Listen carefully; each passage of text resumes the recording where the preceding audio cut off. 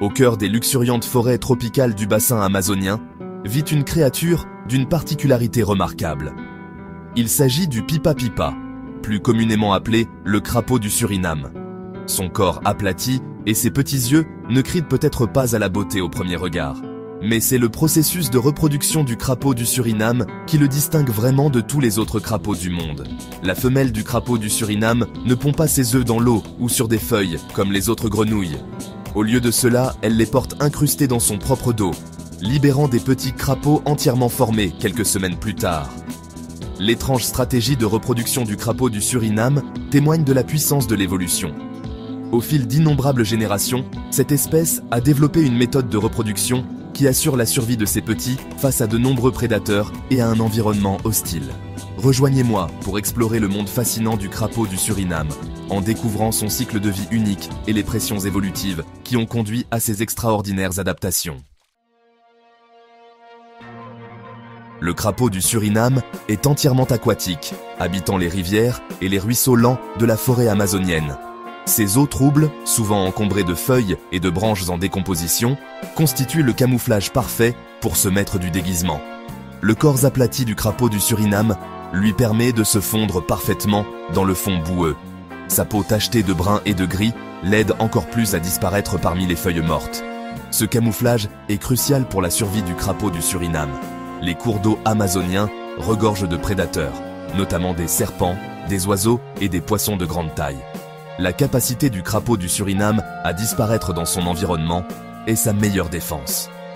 Lorsqu'il est menacé, le crapaud s'enterre souvent dans la boue molle, ne laissant dépasser que ses narines et ses yeux.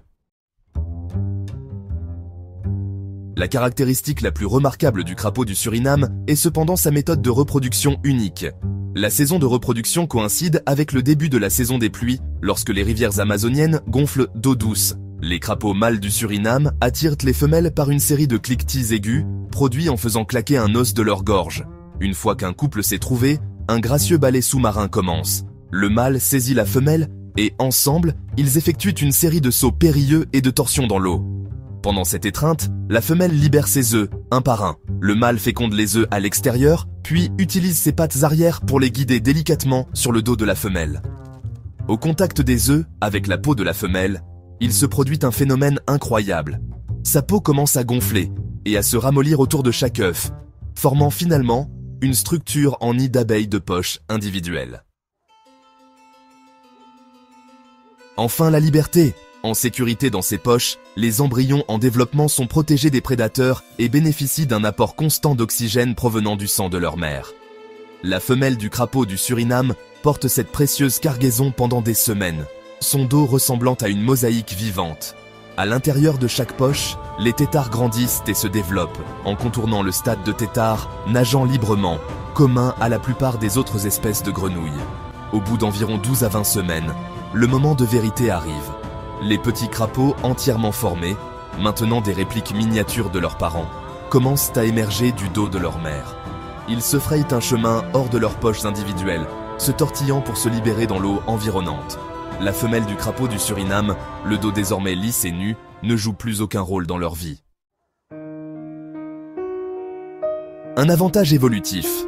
L'extraordinaire méthode de reproduction du crapaud du Suriname peut sembler bizarre, mais c'est un parfait exemple de la façon dont la sélection naturelle favorise les traits qui augmentent les taux de survie. En portant ses œufs incrustés dans son propre dos, la femelle crapaud du Suriname offre à sa progéniture la protection ultime contre les prédateurs. Les œufs sont cachés à la vue et protégés des courants et des maladies qui peuvent affecter les œufs pondus en eau libre.